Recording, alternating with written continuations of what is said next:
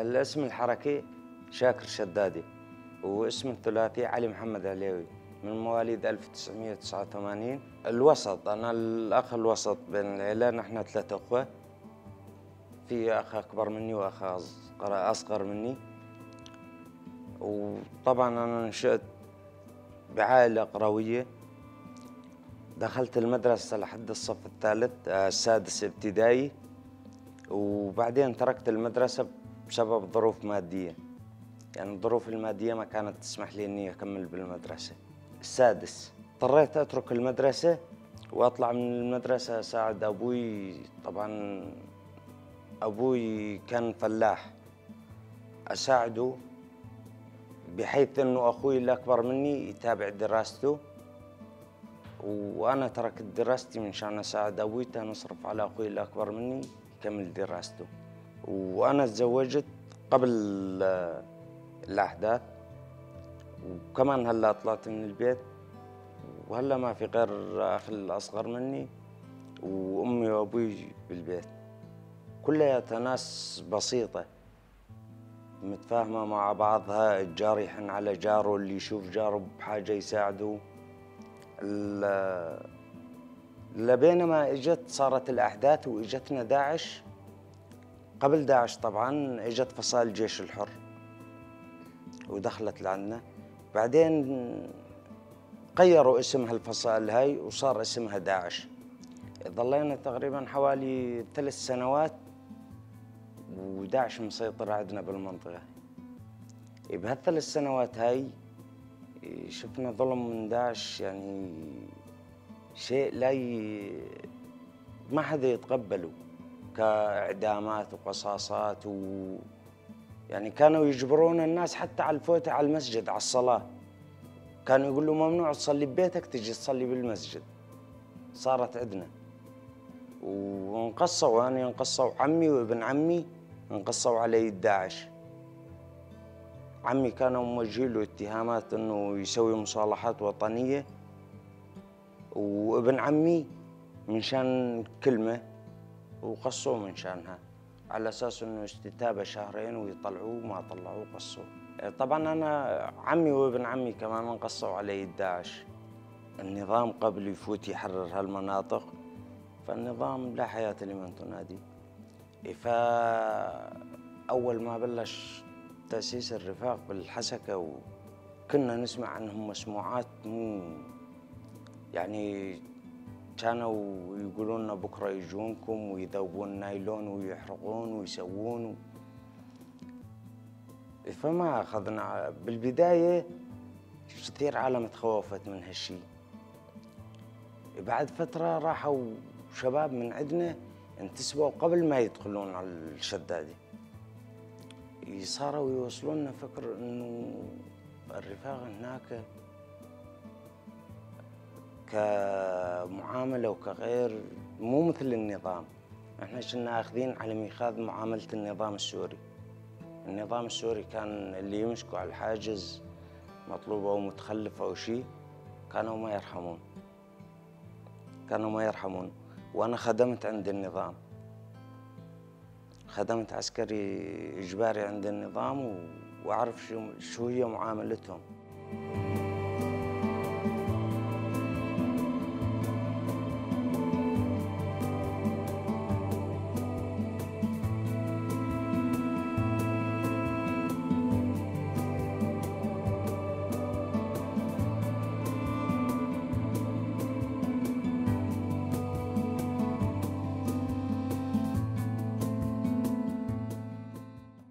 فلذلك كنا متخوفين انه احنا اليوم ناس قرويين، يعني القوة اللي بدها تجي لعندنا ايش راح تسوي بينا؟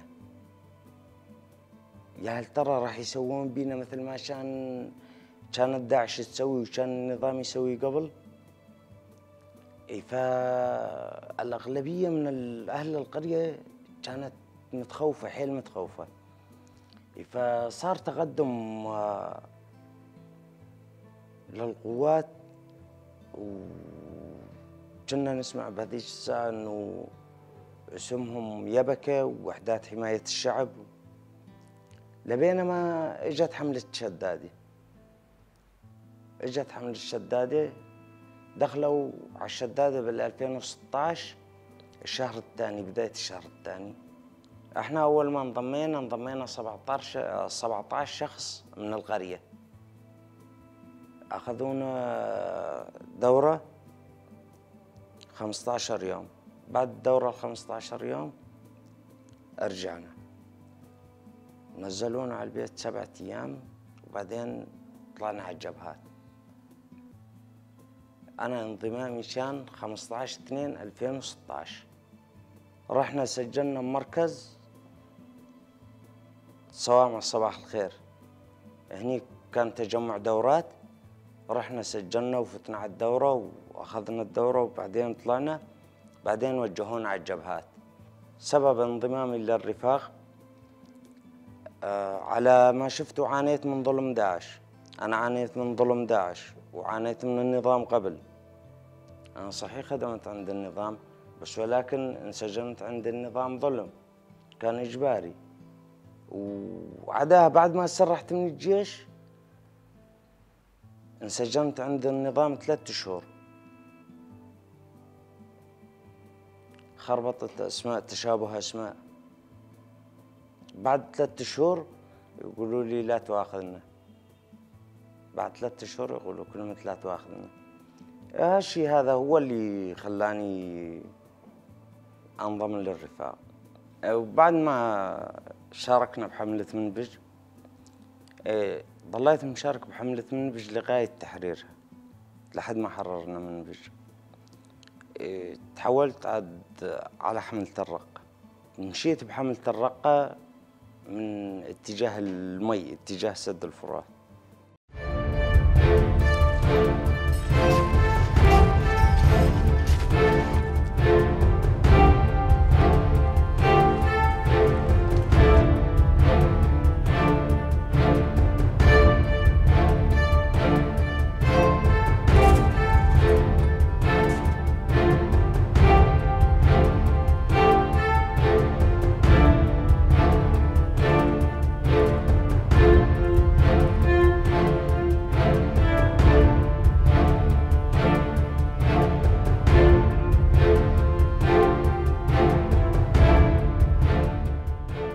لحد ما وصلنا على سوق الهال. كان بي رد من داعش، رد قوي. كانوا يتصاوبون معنا رفاق ويستشهدون معنا رفاق، بس بسبب ألغام. كانت داعش تزرع ألغام ليزرية بالرقة، يعني ألغام ليزرية ما أعرف منين جايبينها ولا منين مصنعينها. فتنا جروب صادرية وفات بجنبنا جروب 6 رفاق. صار علينا حصار. داعش كانت حافرة أنفاق تحت الأرض. حاصرونا بالنص، احنا مجموعتين رفاق تحاصرنا بالنص. ضلينا مشتبكين معاهم حوالي 8 ساعات. تصاوبوا الرفاق اللي بجنبنا، كانوا ضاربينهم بقذايف فسفنك، قذايف أربجية. تصاوبوا الرفاق اللي بجنبنا. حكينا مع رفاقنا، قلنا لهم الرفاق اللي معانا تصاوبوا واحنا محاصرين. قالوا لنا حاولوا تنسحبون من نقطتكم على نقطة الرفاق اللي متصاوبين مشان تحمونهم. طلعنا فتنا على نقطة الرفاق اللي تصاوبوا، لبينا ما فتحوا ثغرة وفاتت لعنا فورت مصفحة منشان نطلع الرفاق المصابين. داعش كانت متمركزة مظبوط، واحنا كنا فايتين صادرية. كانت الدنيا ليل، الساعة 10 بالليل، فايتين صادرية. طلعنا رفاقنا المصابين وضلينا احنا 4 رفاق. انا وبي معي 3 رفاق. بواحد من رفاقي كان حامل بكسي. صار علينا ضرب قذائف أربجية. بضرب قذائف الأربجية اللي ضربوها علينا تصاوبنا احنا ال4 اللي كنا بدنا نغطي للفورت منشان طلع الرفاق المصابين. تصاوبنا احنا كمان، يعني واحنا متصاوبين ماسكين سلاحنا لبينا ما رفاقنا يفوتون علينا بإصابتي وقت فجرت علينا القذيفة تبع البسفنج، قطعت رجلي أنا، راحت رجلي. فسعفونا الرفاق طالعونا بعد تقريبا حوالي ساعة، أقل من ساعة، طلعونا الرفاق وأسعفونا على المشفى الميداني. من مشفى الشهيدة سارية بعد ما تلقيت علاجي وحولوني على بيت الجرحى.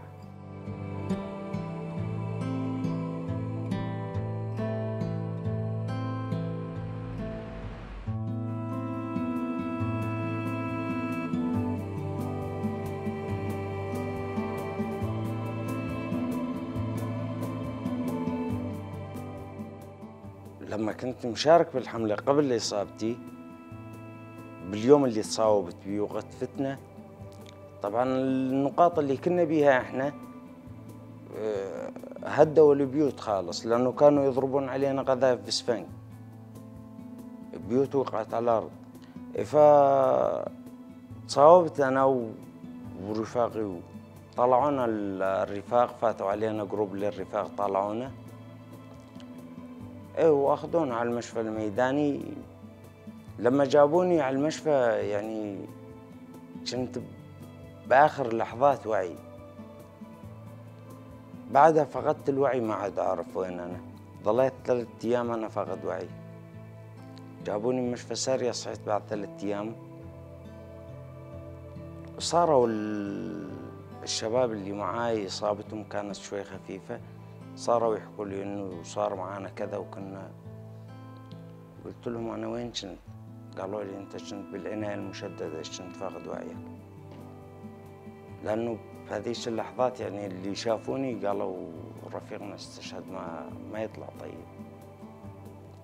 والحمد لله طلعت على الشام 3 سفرات. بداية إصابتي أهلي على أساس إنه وصل لهم خبر إنه أنا مستشهد،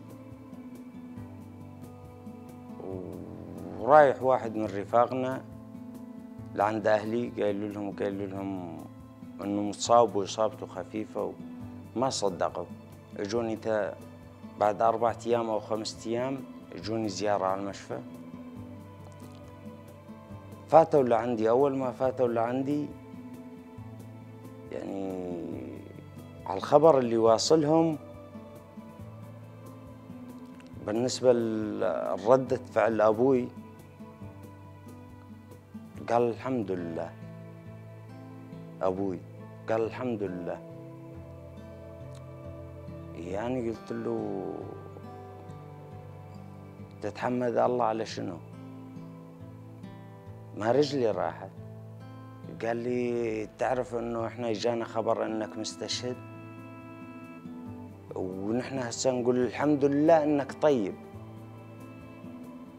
رجلك راحت امر رب العالمين، بس انت طيب موجود، يكفي انك تظل موجود بيناتنا، حتى لو رجليك 2 رايحات يكفي انك تظل موجود ونشوفك ونسمع صوتك ونحكي معاك واولادك يشوفونك بهذيك اللحظات يعني كانت نفسيتي يعني متحطمة خالص، كنت يأسان. ضليت حوالي 6 شهور، 6 شهور أنا يأسان خالص، اللي يحكي معي ما أرد عليه. أهلي يعني عاشوا من وراي بعقدة نفسية صارت معاهم، إنه يتطلعون علي، ماني متقبل الحياة بداية الإصابة. بعدين لما شفت رفاقنا اللي متصاوبين ورفاقنا اللي إصابات أسوأ من إصابتي، أنا الحمد لله رجل واحدة راحت لي، بس في رفاق رجلين راح لهم، وفي رفاق راح عيونهم 2. هالشي صار يعطيني شوي معنويات إنه أرجع أتأقلم مع الحياة. صرت بداية أول بأول أرجع أتأقلم مع الحياة. فبعدين تحولت على بيت الجرحى، خرجوني من المشفى على بيت الجرحى. بيت الجرحى كانوا طبعا الرفاق هناك يتابعون علاجي ببيت الجرحى. عملت عمليات بالحسكة وما زبطت، ما مشي حالة، فاضطروا الرفاق يبعثوني على مراكز مختصة بدمشق.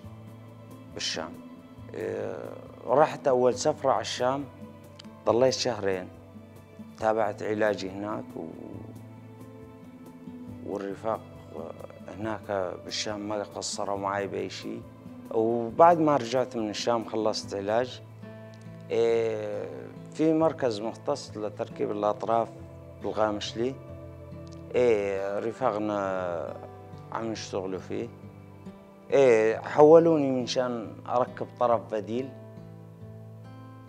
وإنه يساعدني إني أمشي عليها، إنه بحيث إنه ما أظل أحس شيء ناقص بجسمي، إنه الطرف البديل هذا يساعدني إني أمشي، أروح أجي أطلع، أعرف إنه ما في عندي شيء ناقص. هو صحيح الطرف البديل مو مثل الرجل الأساسية، بس يظل شيء أحسن من شيء. أو بعد ما بعثوني الرفاق رحت ركبت الطرف، صار وضعي أحسن. هسه صرت أحس حالي إنه أطلع أمشي أجي أتابع عملي أشوف رفاقي. حولوني على بيت الغازيين، جيت هنا على بيت الغازيين شفت رفاقنا هنا، في منهم مقعد على الكرسي وفي منهم فهالشي هذا يعني صار ينطيني معنويات أكثر، صار ينطيني معنويات أكثر إنه أنا الحمد لله ما فيني شيء. أنا ركبت طرف بديل وصرت أمشي، بس برفاق وضعهم أسوأ من وضعي.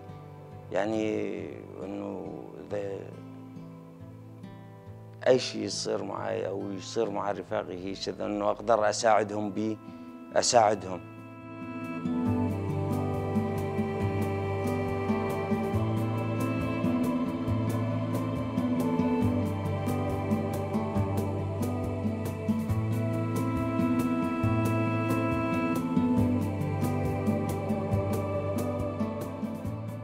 كتعامل احنا بين رفاقنا المصابين، يعني اليوم الرفيق المقعد ما يقدر يقوم او يوقف او يمشي، يعني اذا اعتاز اي شيء، اذا يعتاز مي او نجيب له نخدمه نجيب له عنده عادي، هاي شيء روح رفاقيه بيناتنا. انه كرفاق احنا هنا الكل هنا يشتغل ويساعد بعضه. يعني اليوم لازم خلص مو بس انه مصابين نيأس ونقعد. يعني انا اليوم مصاب راحت رجلي، ما اقدر اقوم باعمال عسكريه، فيني اقوم بغير عمل، غير عمل اشتغل غير عمل، ما اقعد بالبيت، اطلع اشارك مع رفاقي باعمال اداريه كثيره تنشغل، بس اعمال عسكريه على الجبهات ما اقدر اشتغلها، اشتغل بغير اعمال مع رفاقنا. المهم انه اظل بحيث انه اظل مع رفاقي واظل اشتغل بهالشيء. اعرف انه اصابتي هاي يعني ما تروح هيك على الفاضي، انه اظل متابع بعملي كرفاق ببيت غازيين. اليوم رفاقنا شو اللي جمعهم هون عندنا؟ اللي جمعتهم كلياتها مقاتلة داعش ومقاتلة، يعني احنا اليوم هين كلياتنا مصابين، تصاوبنا على هدف كان لنا هدف، وهدفنا قبل الإصابة كان تحرير من داعش والتحرير من الظلم، وكنا ماشيين على مسيرة أخوة الشعوب. كنا ماشيين على هالمسيرة هاي، مسيرة أخوة الشعوب. يعني اليوم أنا ما أفرق بين عربي وكردي وسرياني ولا أي فئة كانت أو أي دين كان، إحنا لازم ما وماشيين على حرية المرأة.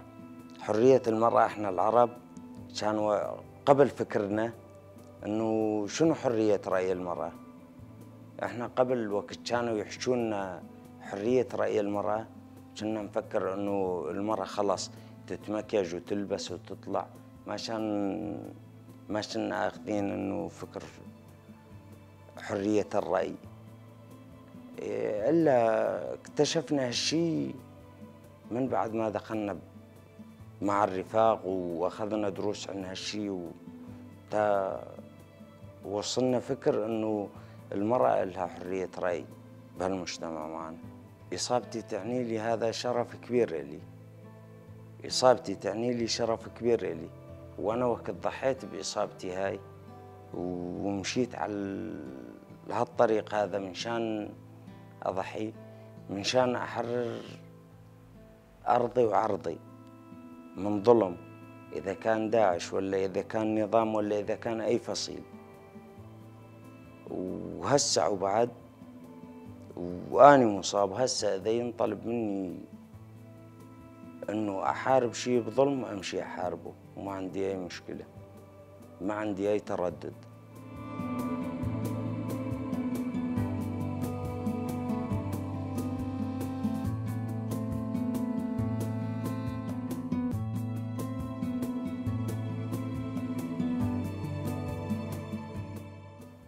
احنا بيعدنا بروردات سياسية، دورات سياسية. بعد هالدورات السياسية هاي يعني ينطلب منا رفاق ينفرزون لأعمال إدارية، طبعا مو أعمال عسكرية، أعمال إدارية، يعني مثل الإعلام، مثل على المجلس المدني بيداومون المكاتب على المجلس المدني، مثل بالعلاقات العسكرية على مكاتب العلاقات ينفرزون مصابين. يعني كرفاقنا هين ما حدا حاب يظل قاعد ببيت الجرحى، الكل حاب ينفرز ويروح يقضي عمله، لأنه اليوم اسمه بيت جرحى، بس مو إنه نقعد ونسكت إنه خلص إحنا مصابين قعدنا، لا بالعكس، إحنا كجرحى اليوم إذا قعدنا راح تتحطم نفسيتنا، بس إذا قمنا بعمل اليوم مثل إذا إعلام أو أي عمل إداري إنه يكون نقدر نشتغله، ما عندنا أي مشكلة. نحن نتقبل ونتقبل نشتغل هالشي، لأنه اليوم اللي يطلع يشتغل ويروح ويرجع مو مثل اللي يتم قاعد، وبالعكس احنا بدنا هالشي هذا يصير أحسن لنا. كلمتي الأخيرة أني ورسالتي الأخيرة بالنسبة للرفاق وللكل، أوجه رسالة طبعا لكل المجتمع، مو بس للرفاق، لكل المجتمع، أنه لا حدا يرضى يعيش تحت الظلم ولا القهر، ولا ترضون تعيشون تحت حكم حدا يظلمكم، وإحنا معاهم، إحنا ما راح نرضى الظلم، وإحنا معاهم وين ما كان وبأي لحظة. وأوجه الرسالة لكل رفاقي اللي عالجبهات واللي مصابين واللي يعني الرسالة هاي أتمنى أن الكل يسمعها، وكل مصاب صاوب بشرف، ما صاوب، وإصاباتنا شرف لنا. وأتمنى بأقرب وقت إن شاء الله القائد عبد الله والجلان يكون بيناتنا، وإصابتي شرف لي أنا.